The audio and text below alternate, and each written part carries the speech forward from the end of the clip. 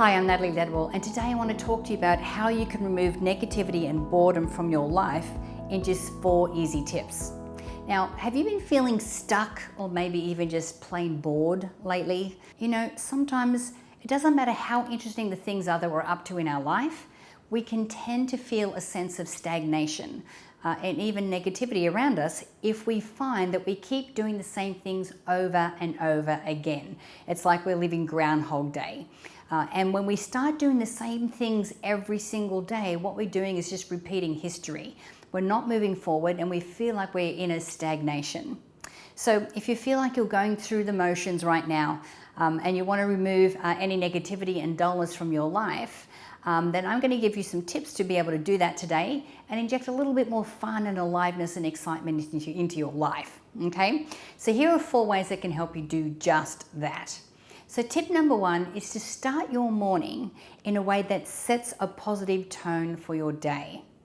Now, how you start your day often sets the tone for the rest of the day. So a pessimistic or negative start makes it really hard to turn things around, especially if this is the routine on which you start your day every day. But a positive start to your day makes it just a whole lot easier to keep going with that emotion and keep that momentum going. And when you start in an optimistic way, then what you'll find is that you are more optimistic as you go through your day. Now, there are a couple of ways that you can do this. And one thing that I highly, highly recommend is that you have a pre-organized morning routine.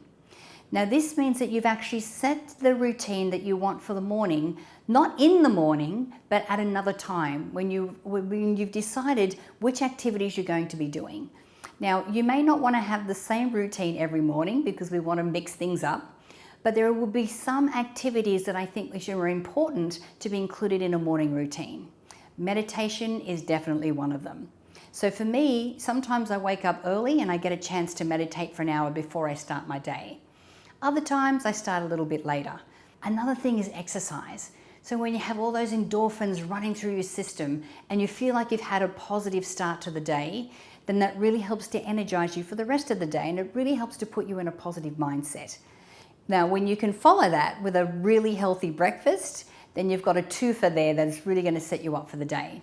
Now, I also try to combine some of my things as well. So listening to something positive, whether it's a podcast or a teleseminar or a book or whatever that is, make sure that I actually listen to it when I'm exercising, but make sure that's a great way to start the day as well. Add that into your morning routine. So think about exercise, education, healthy eating, meditation, and of course, gratitude. When you can start the day feeling grateful for what it is that you want, and all the things that you already have, then what you're doing is really setting yourself up for success. You can also set yourself up a simple reminder that you see right after you wake up. Now, I don't recommend having the phone next to your bed. It's too much of a temptation to grab the phone and then start to go onto the news or start to go into emails. This is not a great way to start the day. But what you could do is make sure that a positive message, it could be a couple of quotes, something that inspires you, maybe your goal, your dream, or a little reminder that sets up about what you're passionate right now, so that when you get up and go to your phone, the first thing that you see is something positive. And if this little quote or if this reminder actually spurs you into thinking about what it is that you want to do today or any kind of inspiration that comes through, make sure that you have piece and paper by the side of your bedside as well, or have it on the fridge so that you can actually write that down and make sure that you take action on it later in the day. Okay, so make sure that you start the day that way as well. Also get some positive information or conversation flowing into your mind as well. Like I said, listening to your podcasts, reading a blog, anything that motivates you. Another way to inspire great conversation or uplifting conversation in the morning is making sure that the family's sitting together at the breakfast table. And start a conversation about what positive things they're going to be starting for their day as well. So that not only are you starting the day positively, but you're influencing your family as well.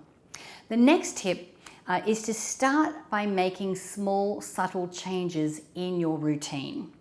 So like I said before, when we're doing the same thing every single day, all we're doing is repeating history. So to create a little more variety in every day, you don't necessarily have to start by making big, massive sweeps of changes, you could start by making small, subtle shifts from your normal routine. So for example, you could take a new route to work. You could ride your bike instead of drive the car. You could try a new type of food that you've never tried before. You could eat lunch at a different restaurant, or if you're at the same restaurant, choose something different to what you always choose for lunch. You could call a friend that you haven't spoken to for a while.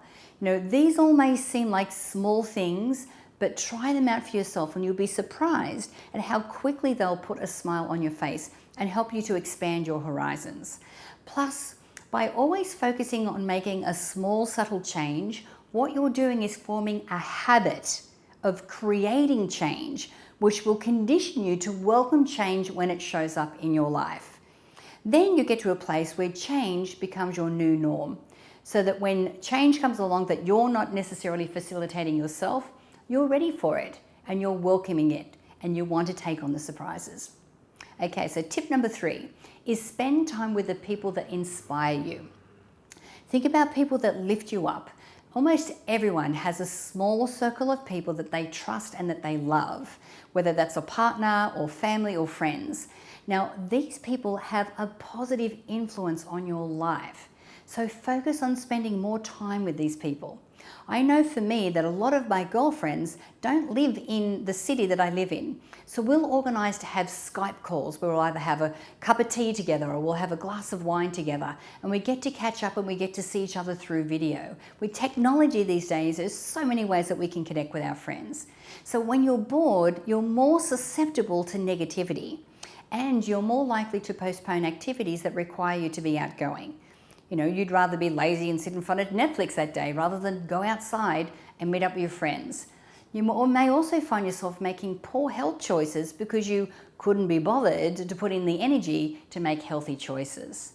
So you must try to break out of your comfort zone and spend more time with people who actually have a positive influence on your happiness and your self-growth.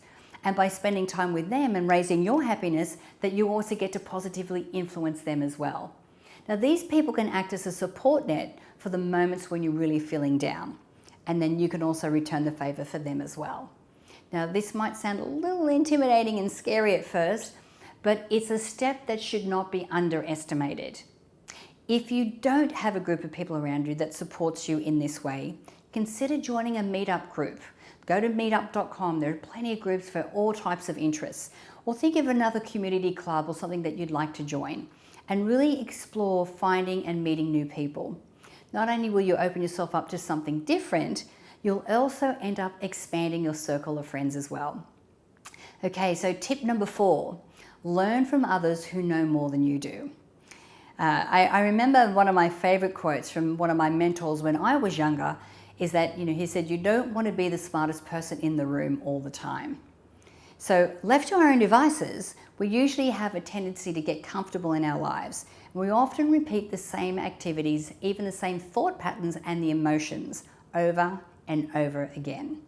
So if you'd like to break out from your normal routine and create new habits and new ways of thinking that will take you to the next level in life, consider finding a mentor who's willing to coach you.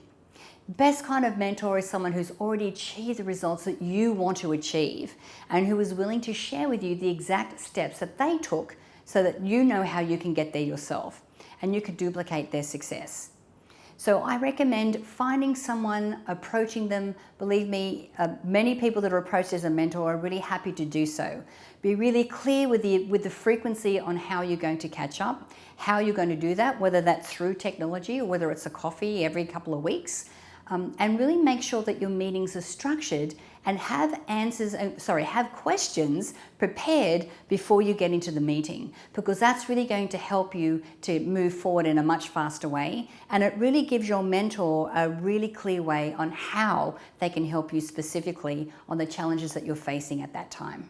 So I hope you've enjoyed the 4 tips today. Now, before I go, I'd love to hear from you. So do you have any other tips that have helped you get out of negative feelings and get you out of a funk? If you have, please share them here in the comment box. And don't forget to subscribe to the My Movies YouTube channel for more videos on personal growth and the law of attraction. My name is Natalie Ledwell. Thank you for watching. Bye for now.